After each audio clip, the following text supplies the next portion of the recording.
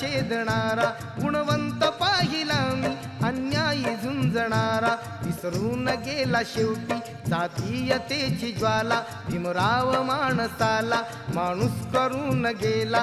काळाच्या डोळ्यावरती बसलेली होती कात, तू दाविली पहाट उज्ज्वल प्रखरती ज्योत. न्यायाच्या आदर्शावर संघर्ष तुझा होता, या दीन बांधवांना आदर्श तुझा होता.